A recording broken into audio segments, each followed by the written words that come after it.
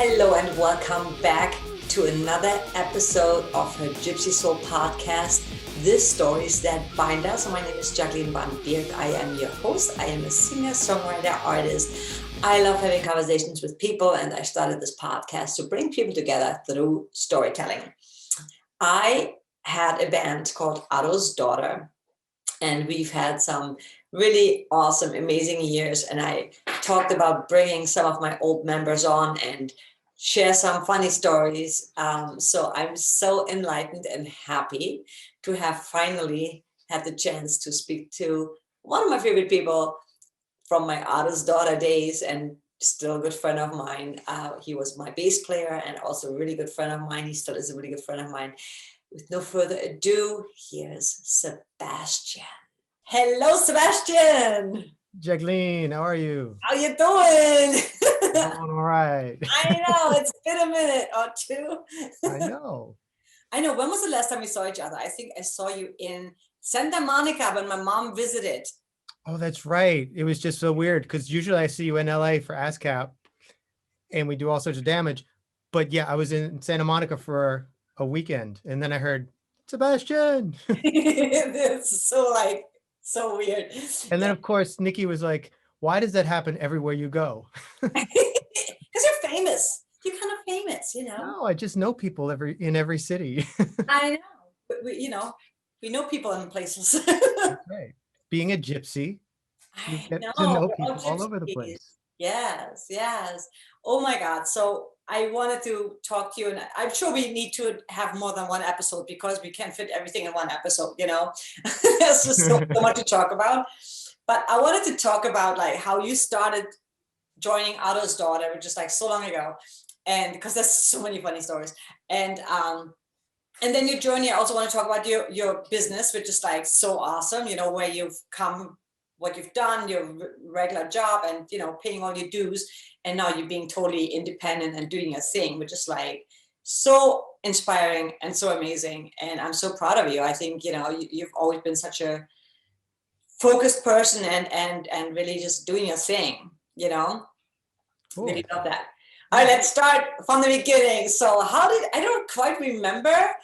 I know we put out an ad, but like, how did we initially met? I know you came with a package. You came with James, with your... James, yeah, it was kind of, he made it conditional. I didn't care. Oh my goodness, we have to talk about that. So yeah. Funny. So I was writing for a paper on Long Island and I had seen Otto's Daughter and I knew you were looking for somebody, for a bass player. And I forget if you were looking for a guitar player too, but I answered the ad and it was 2000. It was 20 years ago already. I can't even, like, I know. It's unbelievable. We were both, we started really young. We were 5 years old when we started the band. Yeah. That's right.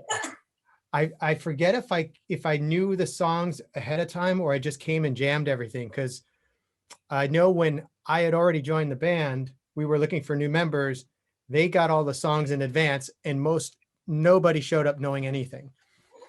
But I know I came in and I don't know if it was my look or if I could play or whatever, or if we just busted each other's balls enough that we got along. I remember, like, I liked you right away. There was something there. We were like just kind of having fun, and you seemed like really cool. But you came with James, your friend James, and that was such a funny story. James, you and James were like, yeah, it's my friend James in case you needed guitars.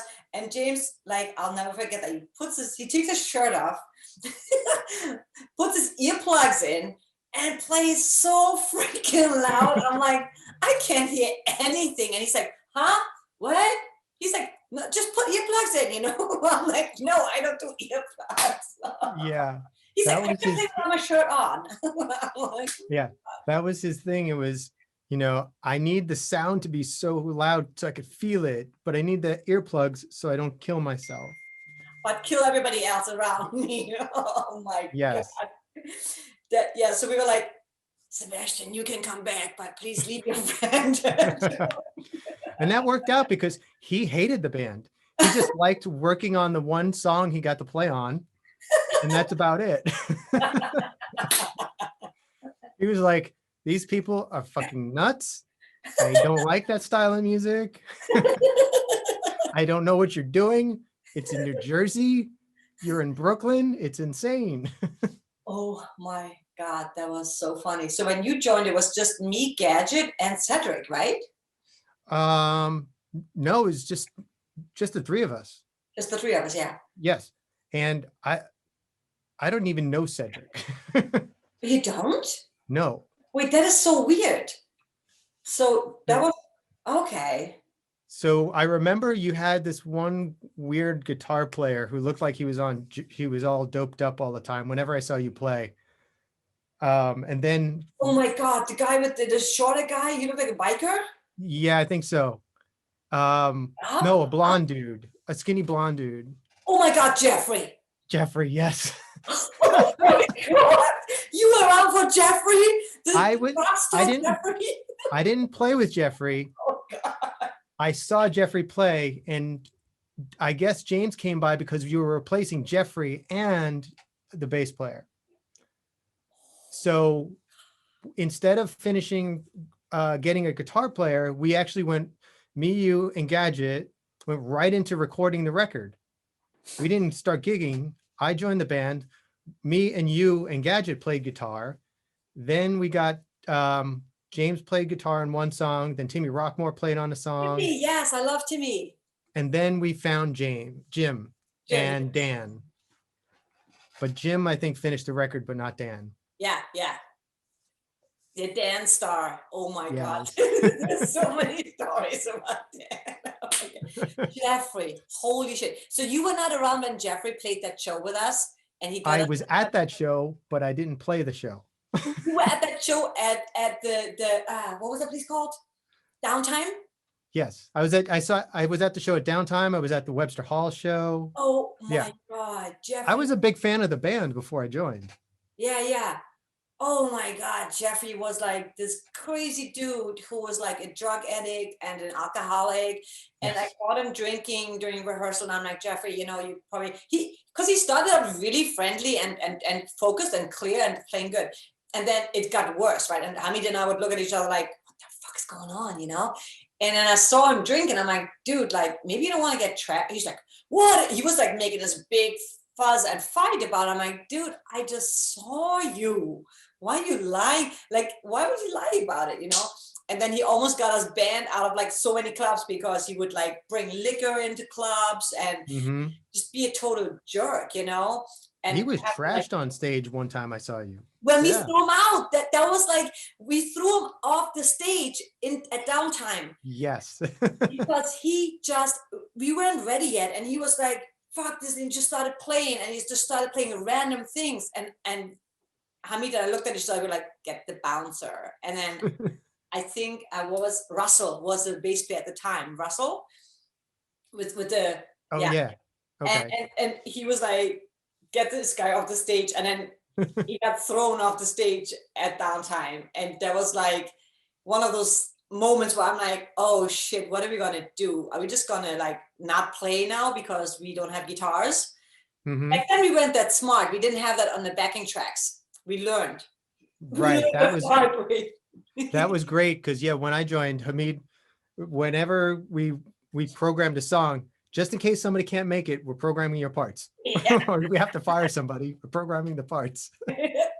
At some point, everybody was replaceable, except I guess me, because we didn't have all the vocals on it. But it was, we're like, fuck that. We're just gonna have bass in the background and some extra drums and some guitars, just in case that happens again. But it ended up being a pretty cool show. Everybody was like, couldn't believe what happened.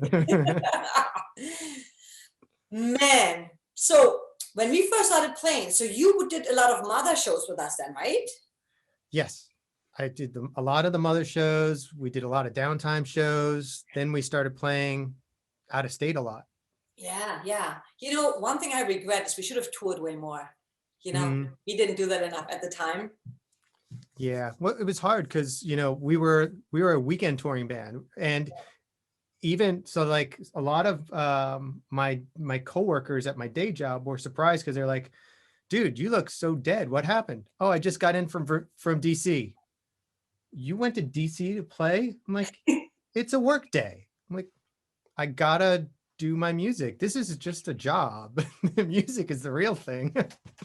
So I'd like sleep half the day at the office. We get back from DC at like 6 or 7 in the morning, and then I go to work at 9 in the morning.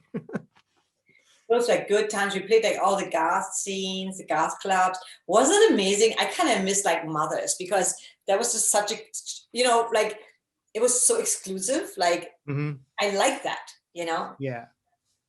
Yeah. I've on the Instagram, I follow Sean and Miss Guy from the Toilet Boys, you know, and they weren't part of the Mother scene being all in the punk rock thing, you know, but we did gig with them in Jersey a bunch. And I got to know those guys a little bit, but yeah, like a lot of that scene looks like it's starting to bubble up again in New York. Like Michael T is starting to do some stuff again. Nice. Mistress Formica, a lot of that, you know, the alternative scene that went away is starting to come back a little bit, which is really cool. Yeah. You know, I feel so lucky because we got to play CBGBs. We got to play all those freaking amazing places that are not even there anymore. CBGBs, the Continental, Webster Hall. Wait, Webster Hall is still there, right? I think. It's under a new name again. Oh, okay. Yeah.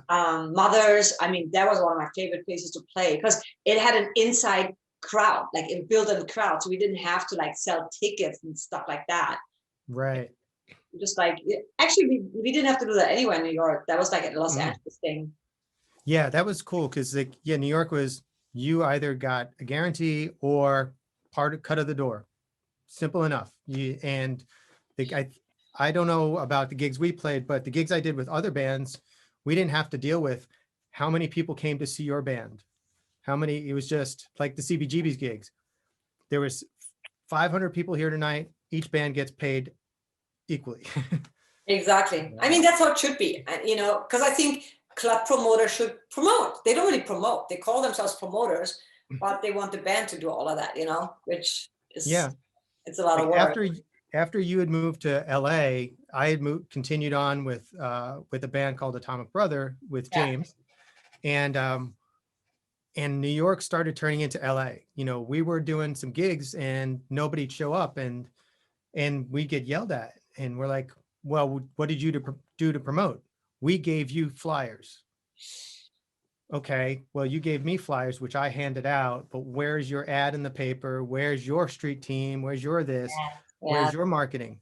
That's not my job. I'm a promoter. Like, your name is promoter. Your job is to promote. It's pathetic. It's ridiculous. It's like Chris Smack is still doing it, and he seriously promotes. He's a promoter who puts on shows, and he promotes his shows. Yeah.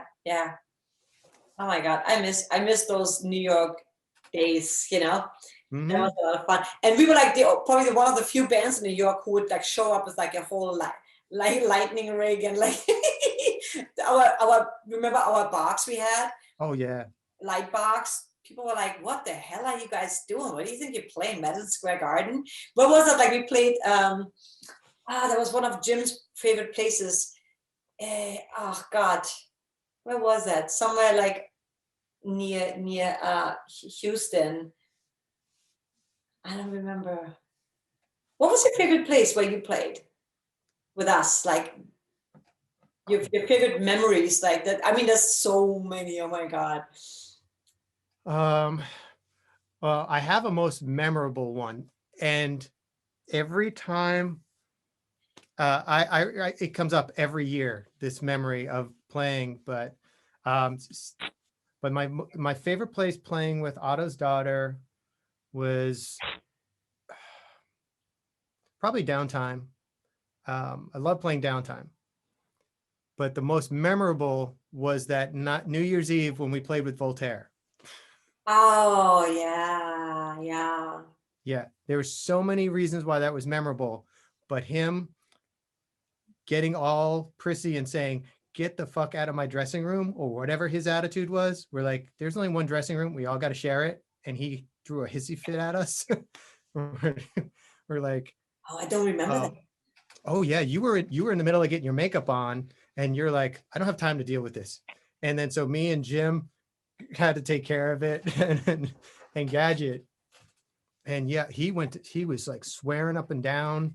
And so he went out and got somebody from CB's and they were like, sorry, nothing we can do. And this is their dressing room until they go on stage. Wow. Oh yeah, and he plays here twice a year. And every time he's here, people are like, you want to go see Voltaire? I'm like, no, sorry. Not my bag. Did you play with us when Funk of Oak played? Yes. Because that was an amazing show. Remember that? Yeah, that was a cool one. And Convergence when we played with Snog at Irving Plaza. Was that when we? What was the Icon of Coil? One of those bands. We blew out on the first song. We played Stuck, and we had our pyros, right? And we blew out the power, and we were like, oh, like. But we were always smart because we rehearsed without, just in case we don't have a sampler. We kind of knew how to play without it, but it was still because that song was so driven by that sampler. I was like, shit. Yeah, that's one of the things that I really liked about Otto's Daughter. So I'm a real stickler, as you know, about rehearsals and making sure everybody knows their parts. And if something falls apart, you can keep on going. And when we hooked up, I was like, oh my God, these guys are pros. You know, everybody brings extra cables, extra power adapters, everybody's ready for contingency. And then we rehearsed with the samples, without the samples, you know, and earlier, before I met you, I was judging a battle of the bands, and a band shows up and none of the guys have their cables. And one guy forgot his amp. Like, and he comes up to me and he doesn't know I was a judge. And he's like, dude, you got a cable I can borrow? And my guitar player needs an amp. Oh my God. Like, wow, that's terrible, man. Sorry, I'm not playing. Oh, sorry, I thought you were in a band. I'm like, no, I'm a judge. He was like, oh, fuck. We're going to lose, aren't we? I'm like, well, this doesn't give you a lot of good points. Oh, man. It's, I mean, you can't make that shit up with musicians sometimes, you know? I mean, we witnessed, like, I don't know when you were around, and I have so many holes in my memory, which makes no sense because I never did drugs or anything like that. But I remember, like, there were like people coming to our auditions. I'm like, you didn't learn this song at all? Or like people that walk in and say, so I had a better idea for that song. I was just thinking about that guy. And he hands us the charts. He says, I rewrote these songs. Here's the music. Next. You're good, but you could be better, and I'm gonna help you. Right. Holy shit, you cannot make that up, you know? Like, you could write a book about that, because like some people, the balls they had, you know? Yeah. I don't think you were around for that. There was like one guy that came to our audition, and he was like, just so you guys know, sometimes my hands get numb. He was a guitarist. So I'm like, wait, you're auditioning to be a guitar player, and you tell me your hands get numb sometimes, like. Yeah, there's some days I can't play. You guys don't care, right? If that happens, can you just put it on your backing tracks and then I'll just look good? Oh my God. You know, I also really loved when we did our acoustic. We did a bunch of acoustics things, you and I, you know? Yeah. And that was like at the what was it called? The gallery, right? Like the CB's gallery? Yeah, CB's gallery. That was always kind of fun. Yeah. Yeah. I've been thinking of starting an acoustic thing, but you know, because I don't like acoustic music. I think it's boring. I know. But when it's arranged and played properly, you know, it can be really cool and interesting, you know, like Nick Cave does, and you know, with the piano and guitars and stuff. But yeah, that was fun. Yeah. I remember, so the other cool thing that happened during your Otto's Daughter days, your girlfriend Nikki, I will never forget that. We played at Connections in Clifton, New Jersey. Yeah. And Sebastian is like, oh, I kind of like that girl at the bar. And we're like, well, go talk to her, give her your number. And you ended up doing that. And Oh, I ended up doing that because you were like, hey, so my bass player over there likes you.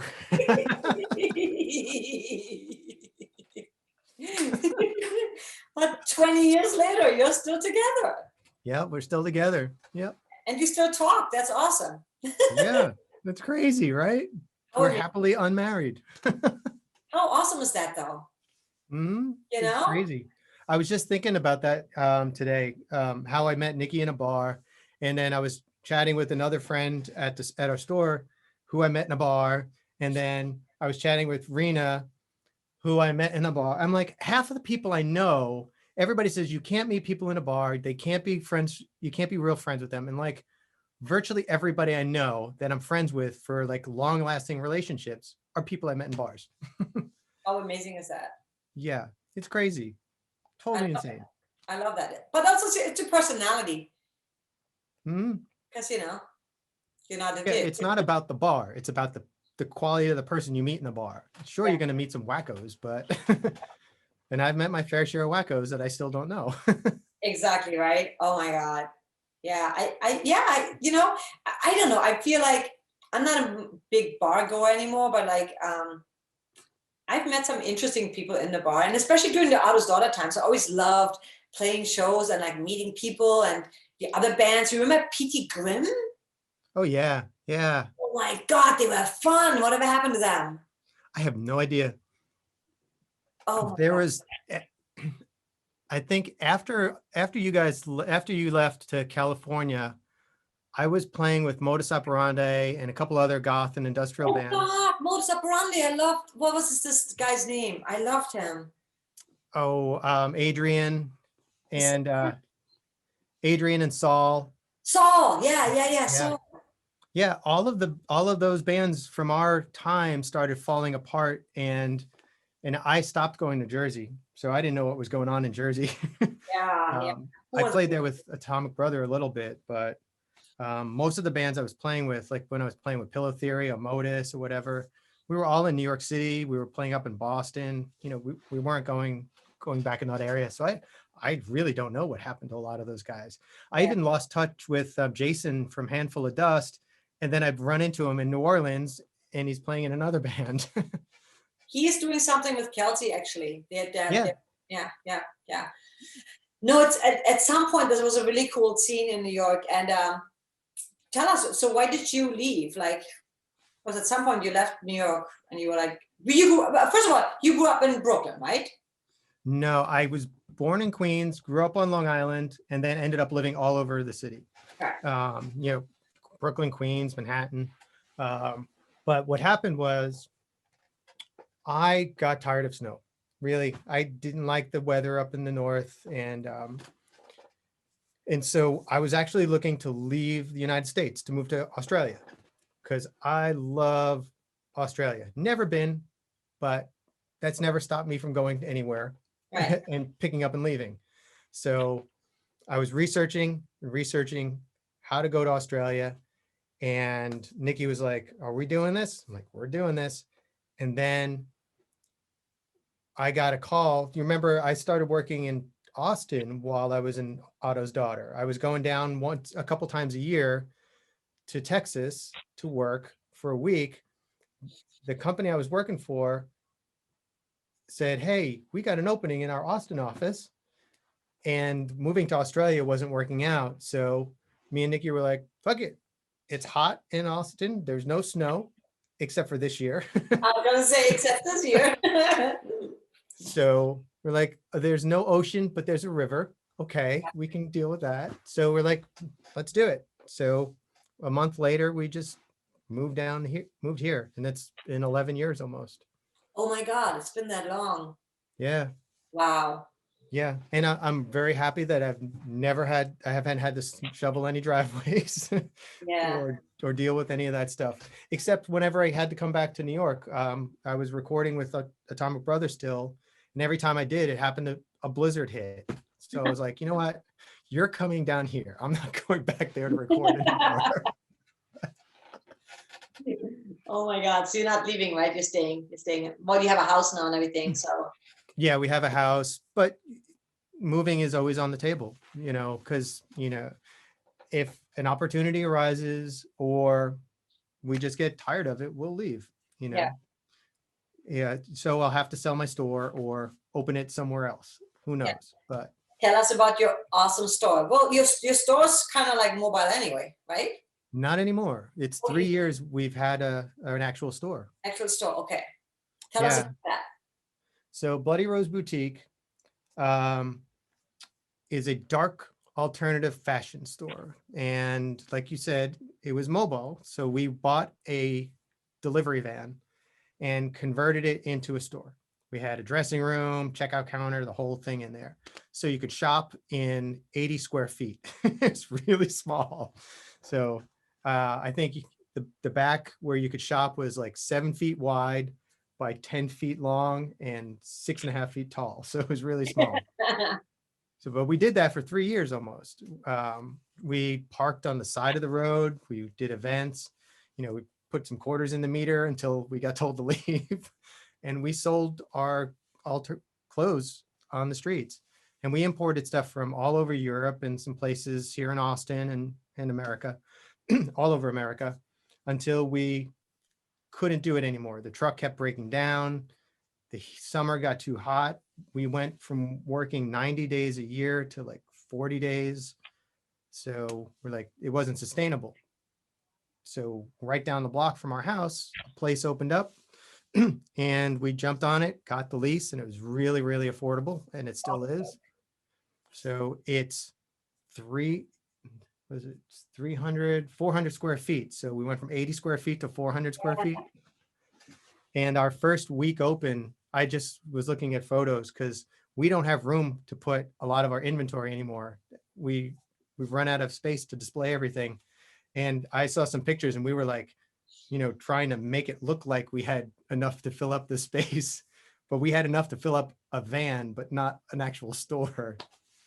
Wow. But it's cool now, we've grown so much that we have all that inventory, which is whatever to have stuff, but we have people that want to come and buy from us because, we have a certain style and a certain aesthetic that we try to do. And basically I wanted to open a store to buy clothes for myself because I'm not in New York anymore and I'm not going to LA as often as I used to. And that's where all my clothes came from. And Austin has a whole different style. So when I opened the store that fit my style, people started going, hey, that's my style too. That's my style too.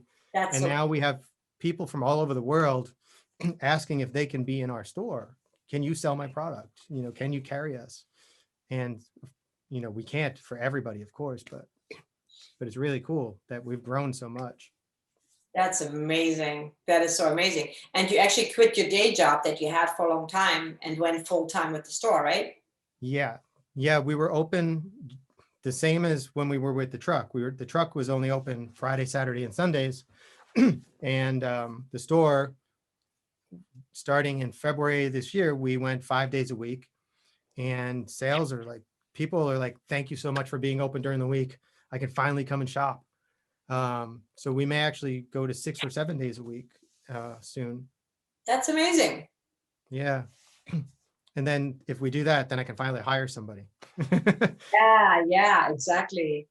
That's amazing. I'm so proud of you. I think that's, you're following your passion. You're just following what feels right.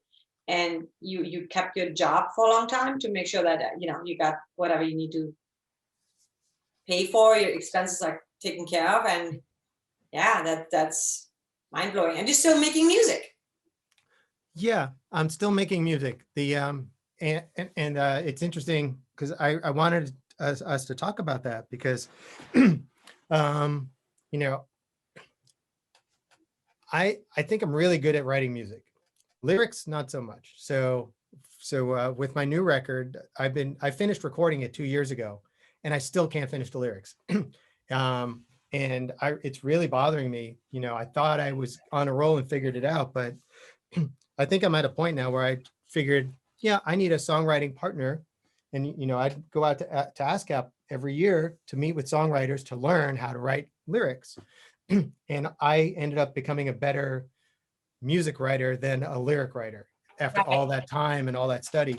So now I'm like, shoot, how do you become a better lyricist? I've done all the classes and stuff, and stuff won't come out of my head. But yeah, I'm always writing music, you know, whether it's orchestral style a little bit, always, almost everything comes out industrial. I know that's your style. It's in blood.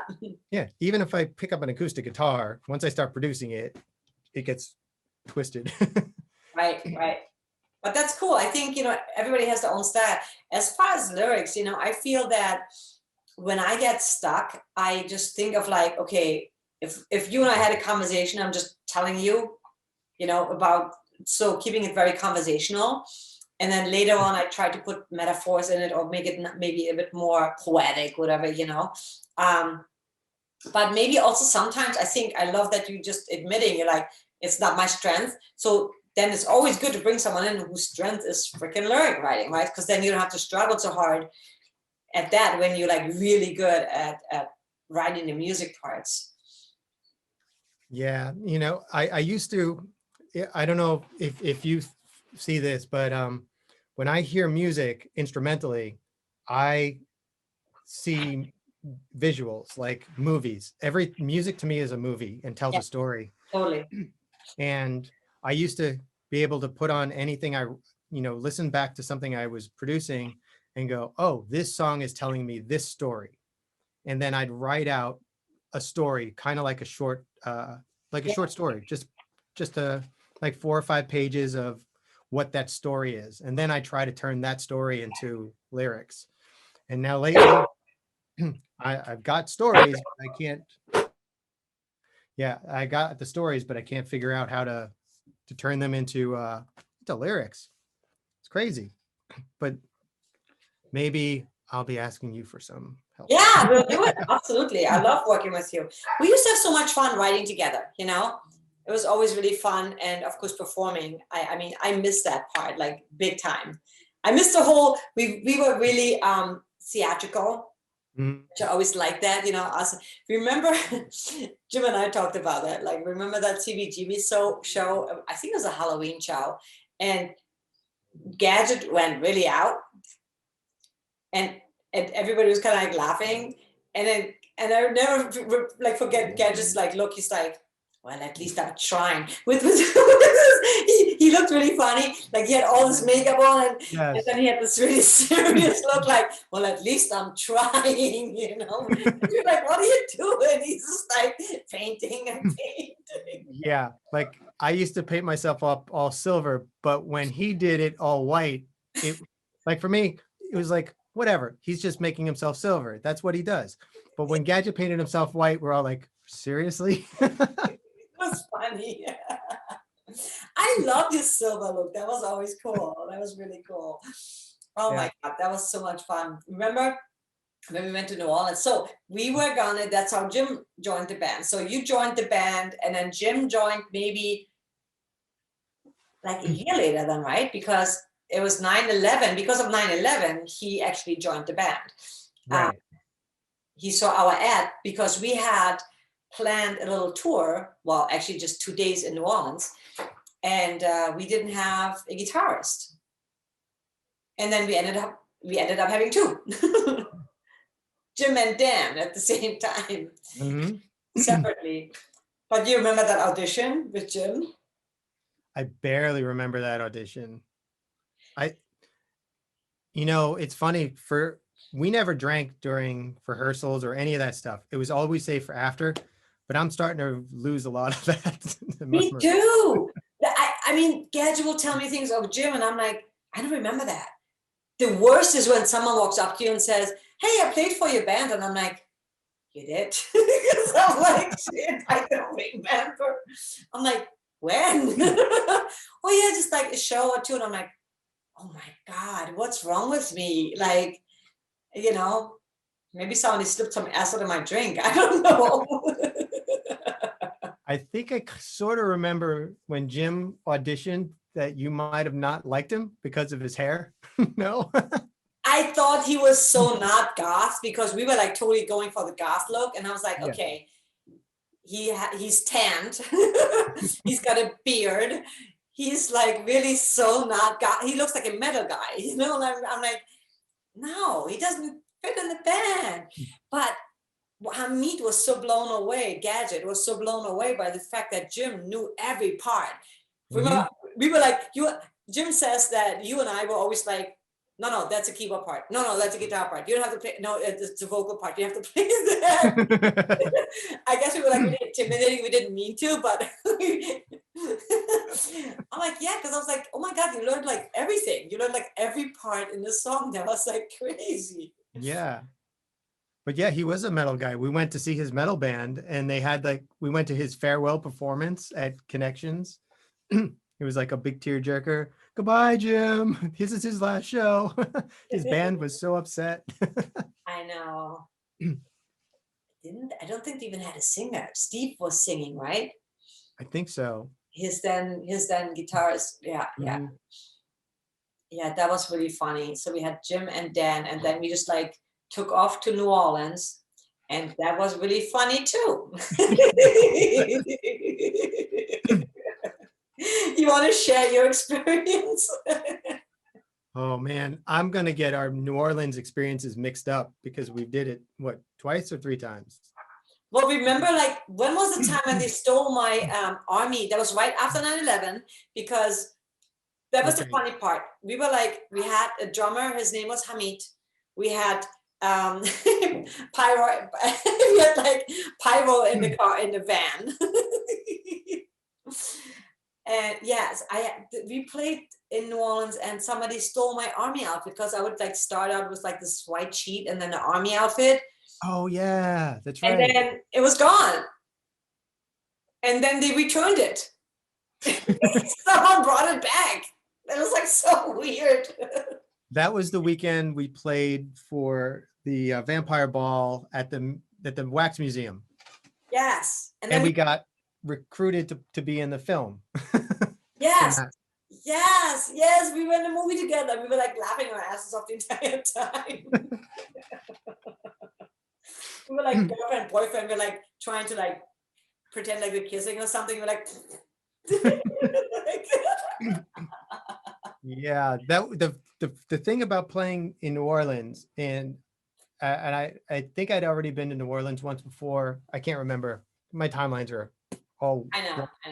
But playing in the Wax Museum was like, what? But the Vampire's Ball, which is like crazy big and huge now, and in some really extravagant places, was in the little ballroom inside the Wax Museum that year. And yeah, we were just like, okay, this is cool. And it just turned out to be a really, really a big blast. And then that gig in Metairie, just down the street the day or so before. Yes, that was great. Mm-hmm. Except when Jim told everybody that he didn't play. And I'm like, shut the fuck up. Yeah, New Orleans was great for us. We that one time we were there, that first weekend was like a huge boost to our fan base. Mm-hmm. We had to go back down, and it's not often you go to a city and play to a small crowd and then go back a second time and it's a huge crowd. Yeah. Like, when we went to Boston, it was like, okay, we played Boston, great. If we went back to Boston, it was going to be another so-so crowd. But going back to New Orleans that second time was like, oh fuck, people like us here. I know. I would always tell any band that the biggest mistake I think we've done as a band in my entire lifespan of Otto's Daughter, like especially coming out to LA too, like when we went on the tour all over the US, is that when you go out on a tour, it's like all or nothing. You have to keep going, because if we would have rotated, right? Like if we would have gone back like a month later, like you said, it would have like grown. And you go to all the places that people really like you, because then if okay, Manhattan is oversaturated. But then if you play only once every 3 months, right? Then you'd be like, holy shit, it would be huge. But right. we played a lot of places, like the Spiral Lounge. We played Continental. Like I mean, even back in the day, we had to have like what, 4 weeks in between a show in the city, right? Something like that. I don't quite remember. Yeah. But man, it was so much fun, and being able to play CBGBs, I feel like that is, I'm really proud of that, you know. Yeah, I got to play CBs the night before they closed when I was playing with King Hell.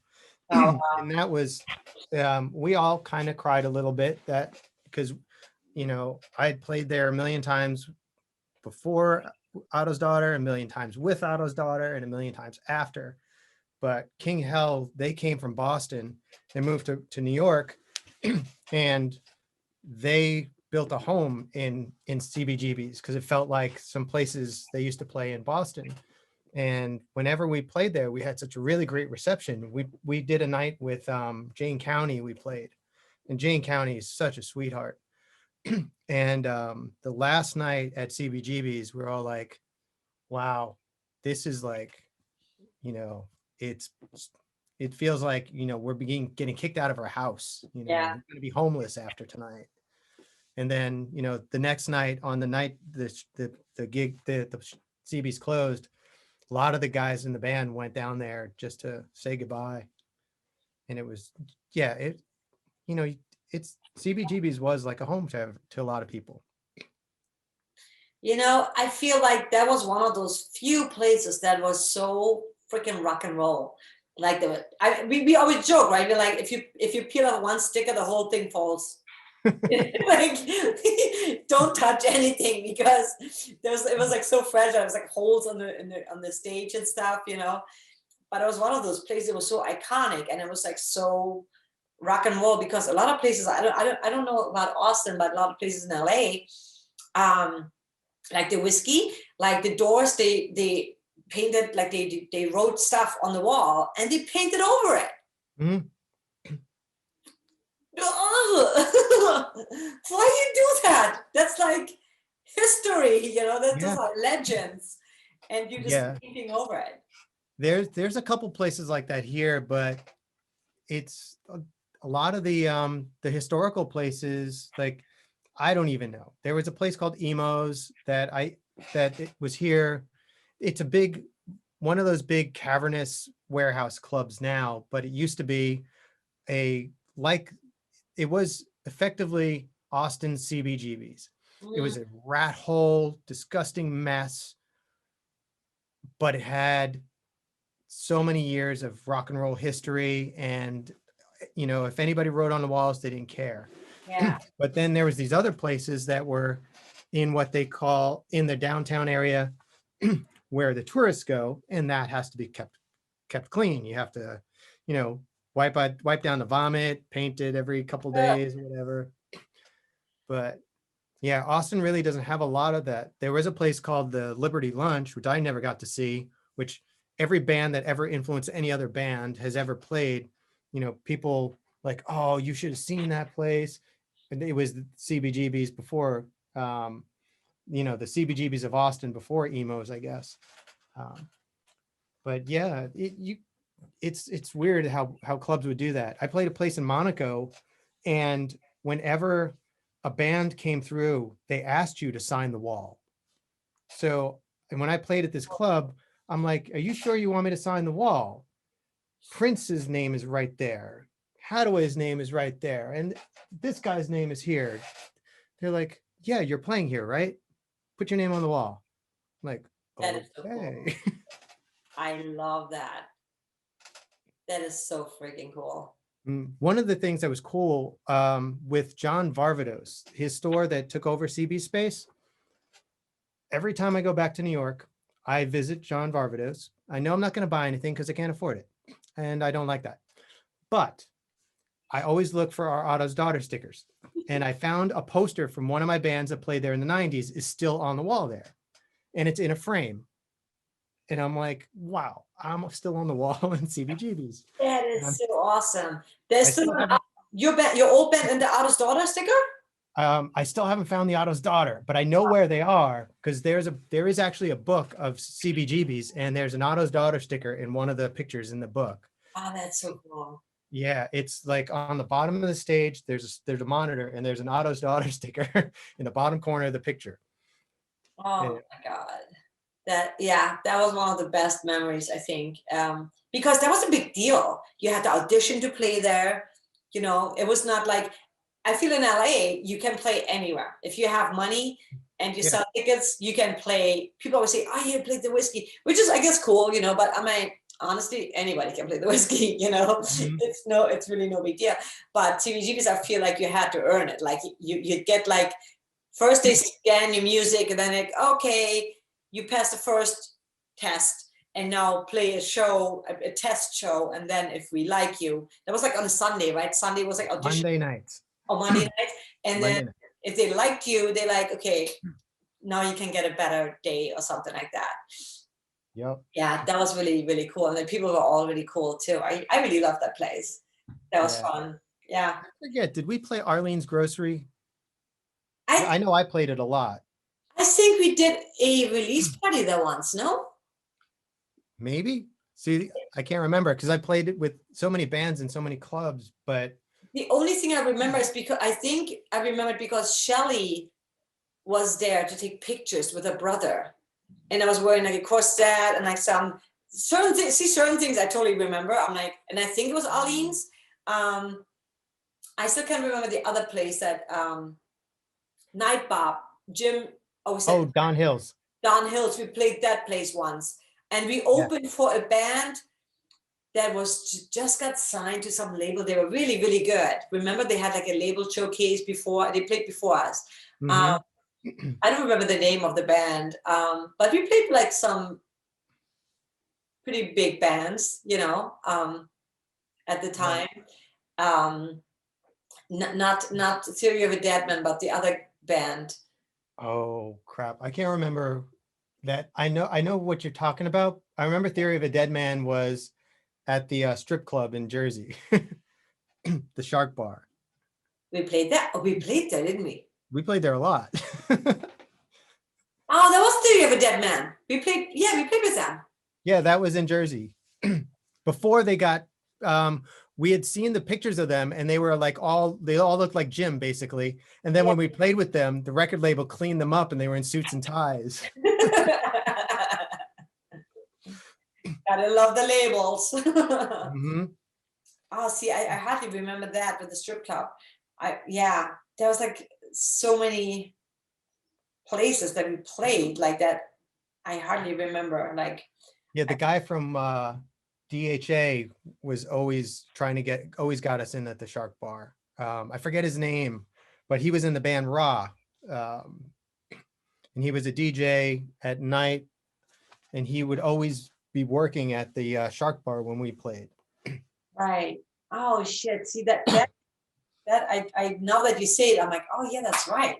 I almost forgot about that. We played so many. There was like a really Carfax Abbey. We played with them a bunch of time. We went to New Orleans with them. Mm-hmm. Yeah, that was a great Really trip. fun. And then what was the band from Philly? Philly had all these. They all had that specific sound, but they had like really good bands there. Mm-hmm. Tapping the Vein was Back the in big the one we vein, played. yeah, they were so good too. Yep. That was always fun playing with those guys. That was great. And then Hate in the Box. Yeah. Yeah, I just what do you call it? Rainbow, who's Yeah. now going by the name Rose Thorn. Oh, She just played my Nosferatu festival, which was really cool. oh, cool. Yeah, with her new band Cut Like This. Yeah. And she's a circus performer now. How crazy Okay, is yeah. that? Her and her husband. Yeah, it's Yeah. crazy. Yeah, They're insane. They're yeah. so talented. So talented. I was blown away. I was like, holy shit. Like, it's pretty impressive, you know. Tell Mhm. us about the Nosferatu Festival. Well, what is that all about? So Nosferatu Festival is a festival that is dedicated to the movie Nosferatu from W.F. Murnau from 1922. So I'm friends with a guy who does a magazine called Gore Noir Magazine. It's a horror culture magazine. So he asked me to help him organize this festival.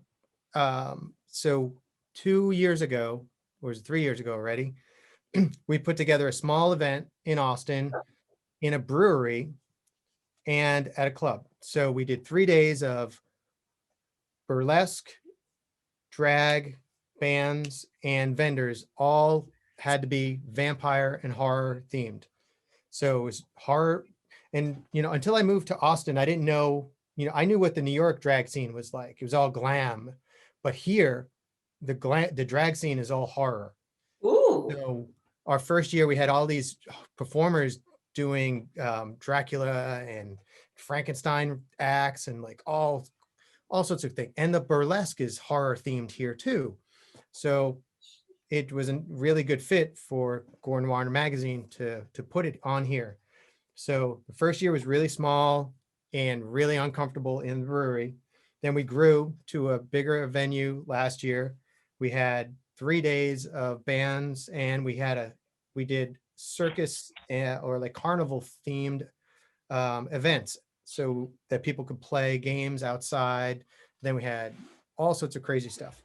This year was supposed to be two cities. We were going to have an event in Vegas and an event in Austin, but coronavirus. So we did it all online.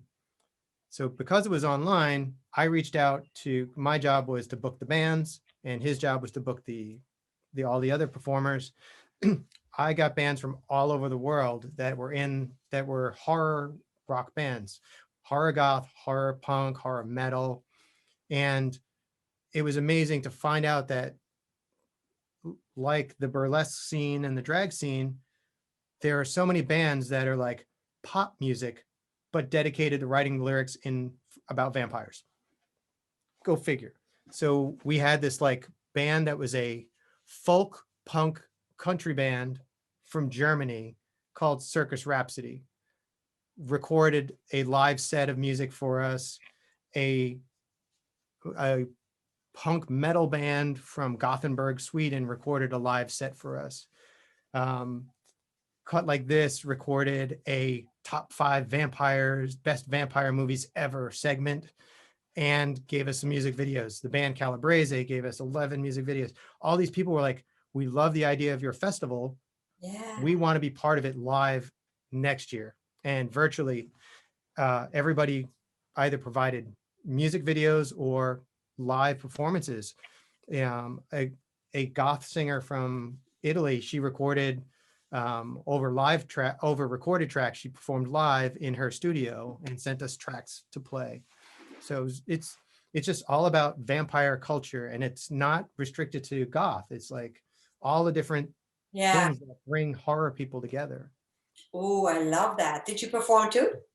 No, because I'm not a horror act.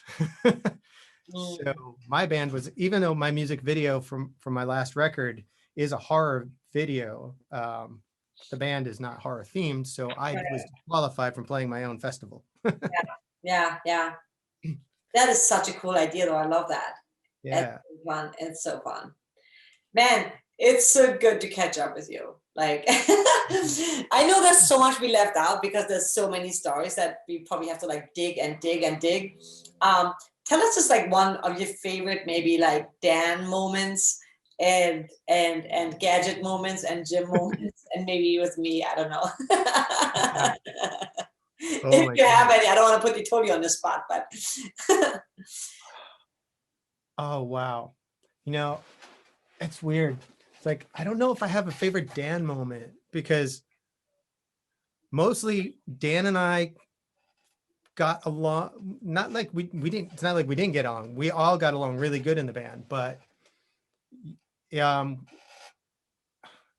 had our little cliques, you and I and Jim and Gadget, and but yeah, I think Dan and I clicked the most on stage.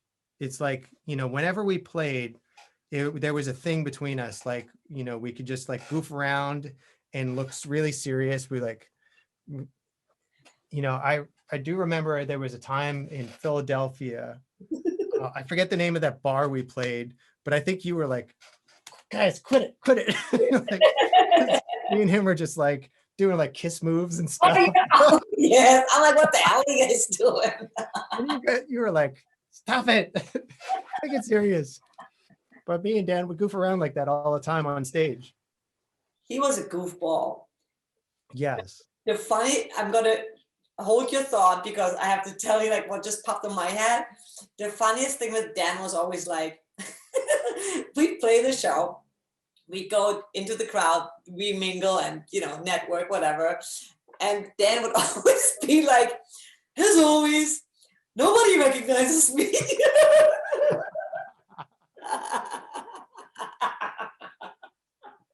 People would come up to you and say, great set, Sebastian, great set, Jim, and nobody would say anything to Danny. He would just go past and be like, as always, they don't know that I'm in the band. Nobody knows I was playing. I was just on stage.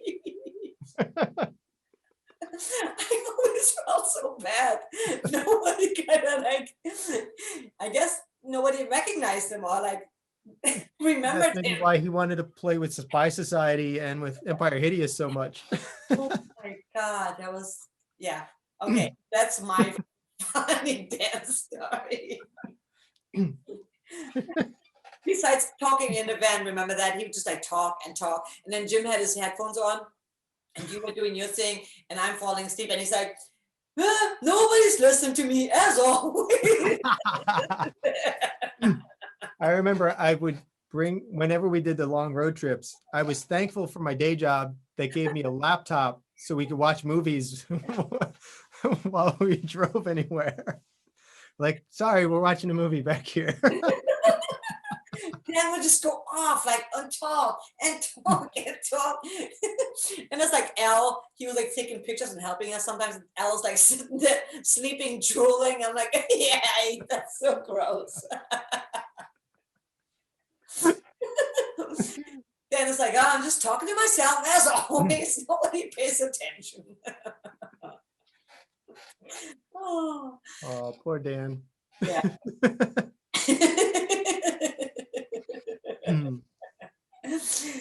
How about Gadget or Jim's story? Oh my goodness. So I think I'd have to roll up Gadget and you into one. So me and you have way too many experiences and things that either in the band or out of the band. But that night, the three of us watched Brazil, every version of it. So I had bought Brazil or rented Brazil in the director's cut, this movie cut, the theatrical release, and the television version. And the three of us watched all three versions in the same night, right back to back. We were like laughing our asses off the whole time. We're like, why are we doing this? Where was that? This was at your apartment. This was in Jersey. Jersey City. Oh yeah. My God, I remember that. It was like, I forget, it was like 6 hours. We just watched the same movie over and over again. Oh my God. And I think we had a lot of wine. Probably. To get us through it. But I was like, every time I put on Brazil now, Nikki's like, oh yeah, I know. You watch this with Otto's daughter. I'm like, I don't say that every time. She's like, you said it enough that I'm saying it for you. Oh my God. Yeah, because we would, we had all those inside jokes, the three of us with the movies, whether it's the Monty Python stuff that we'd always do. The penguins on the television, that was my favorite ever. Yes. Oh my God. I'd be like, how many can put that on? Like I need to laugh. And then, oh my God, I would like be on the floor laughing my ass off. It was just so funny. Like at rehearsal, they're like being all serious. And you're like, there's a penguin on the television. Like totally break the ice. No, for something completely different. Oh my God. Your fun Jim story. Oh man, I don't know if I have a fun Jim story. He was always so serious. Right?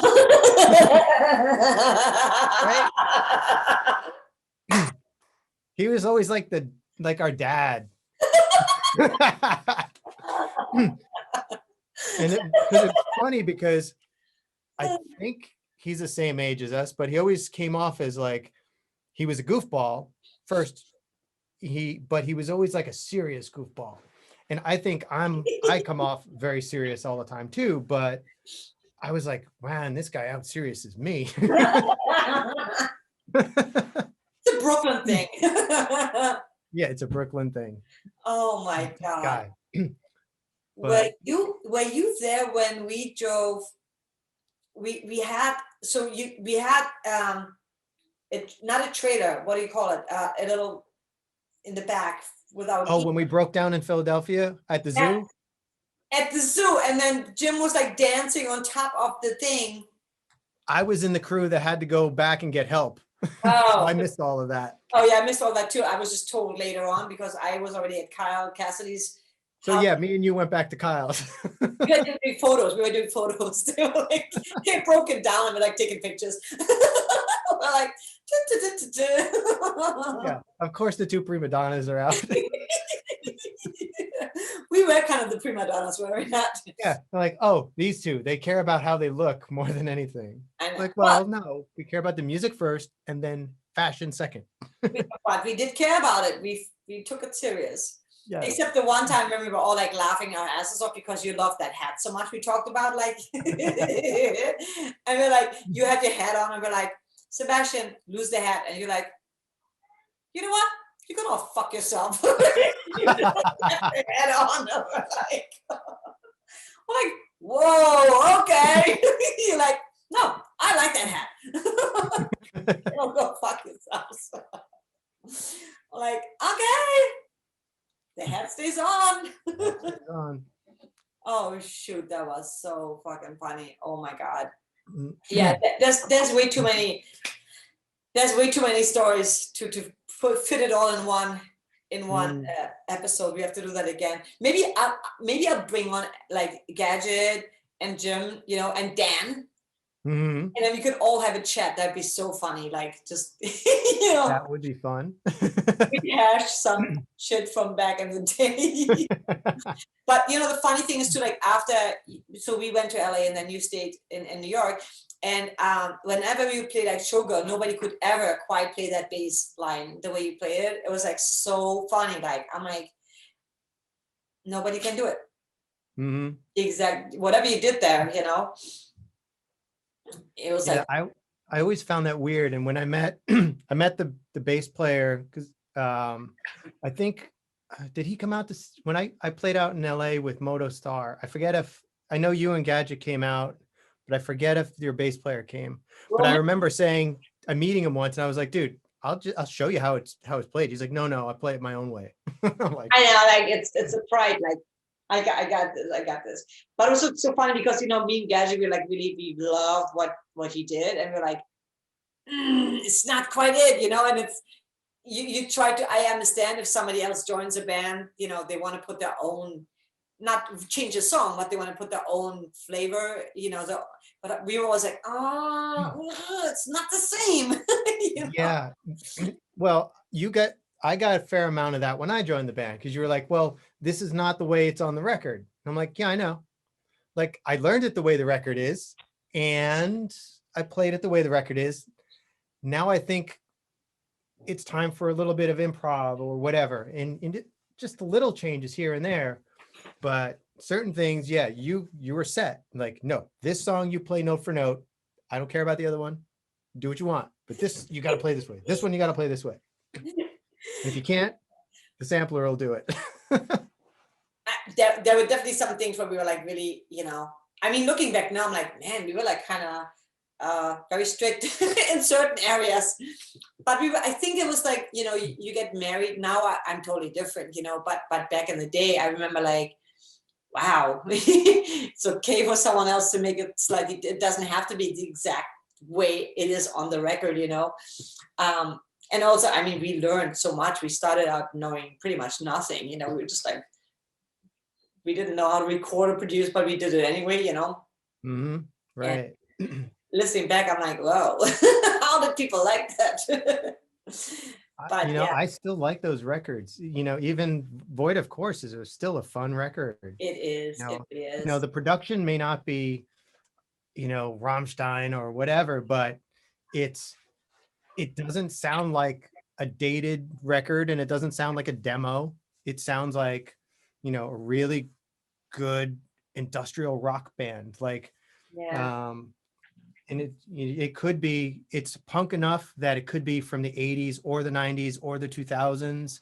Yeah. You know, that first Otto's Daughter record was really, really good. I enjoy listening to that as a fan. And then when the record I did with you guys, Renew, that is a more polished, more produced sound, especially when we started working with Neil on that. You know, it sounded polished enough, you know, just with me, you, and Hamid or Gadget producing it. But then when Neil got his hands on it and then put it that special sauce, it Yeah. became another level of pro. For anyone who doesn't know, Neil Kernan, he was the producer for a lot of metal bands actually, but we really loved him and his work, and we went out to El Paso to have him work on that. That was his name, right? Neil Kernan? Yeah, Neil Kernan. Yeah. And that was an amazing experience. And remember, like, so he didn't have it mastered and we didn't know. And so we're all in the car after we dropped some money and, you know, time, and we're driving back in a van and we listened to the album.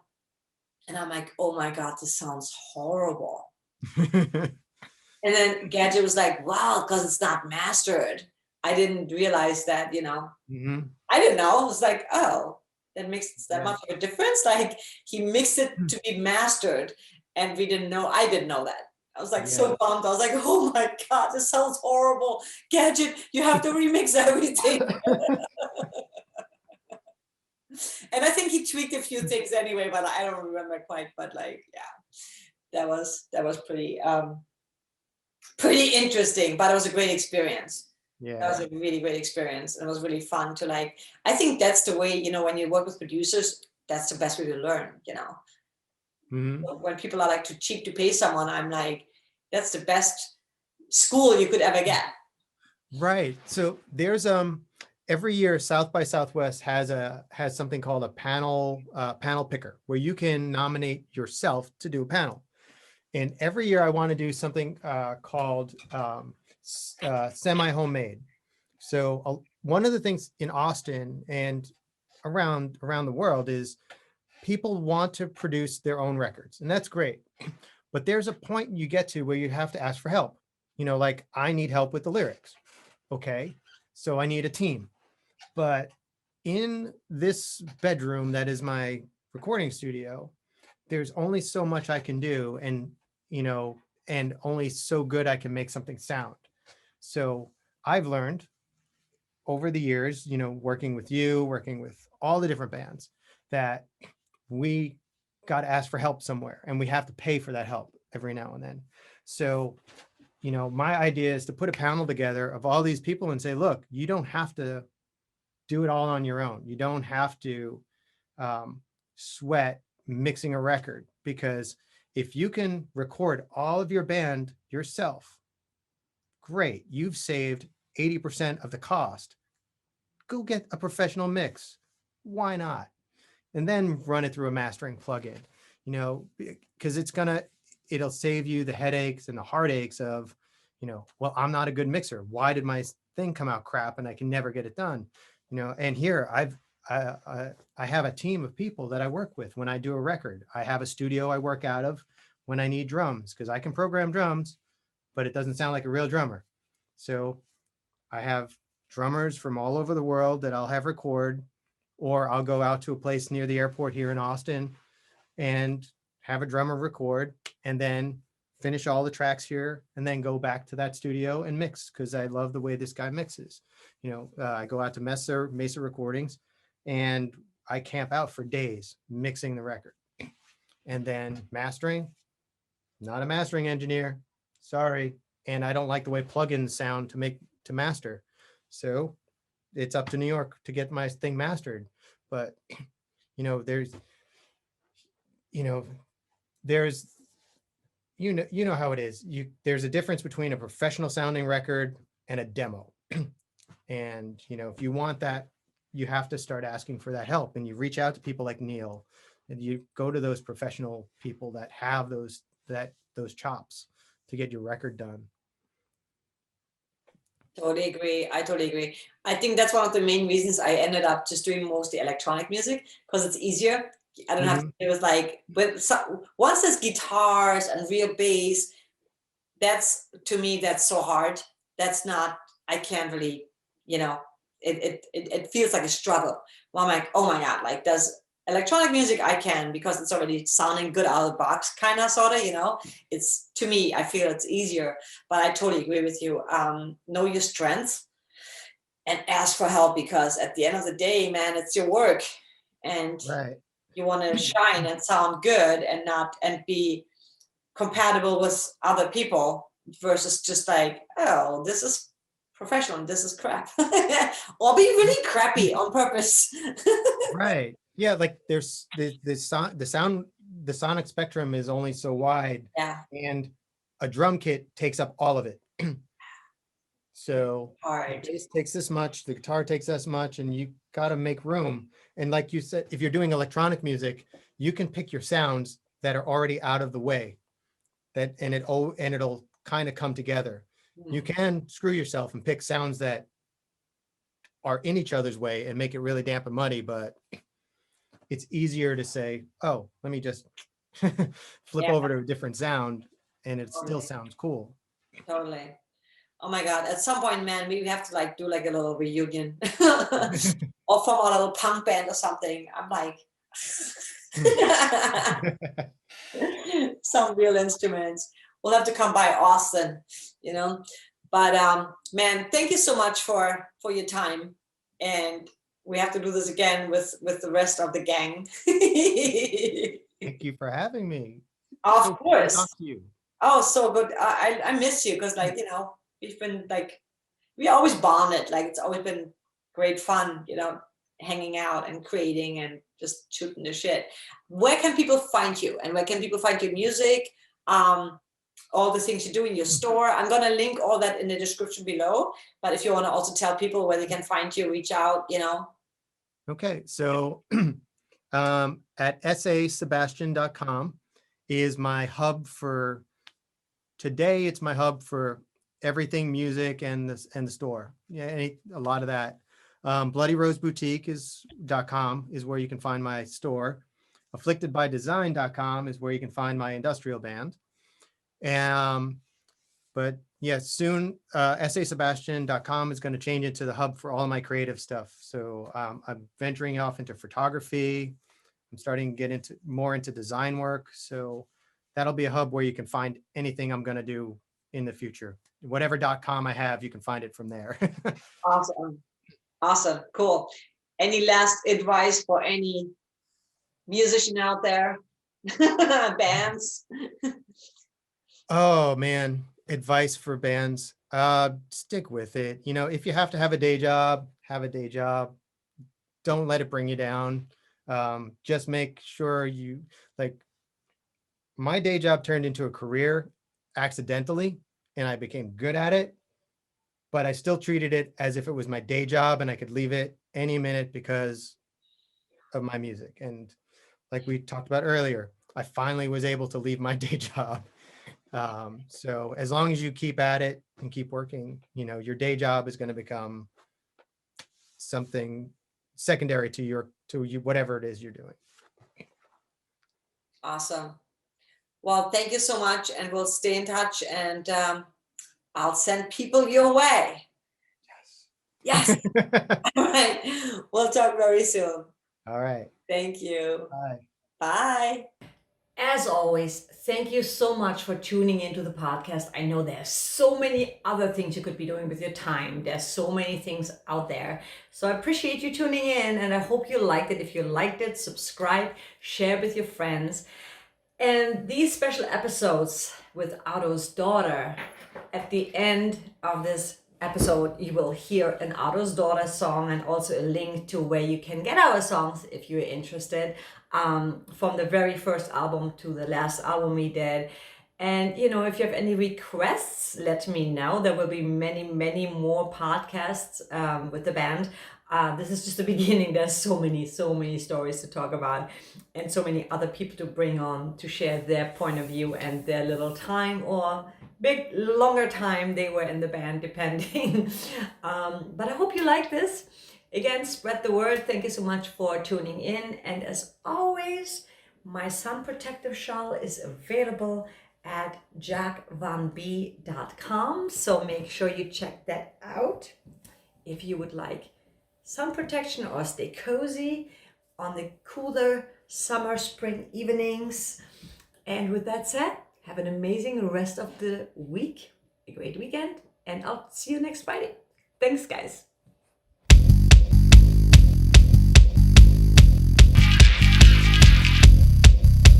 Tits and dances, strings and dances, small talk Barbie.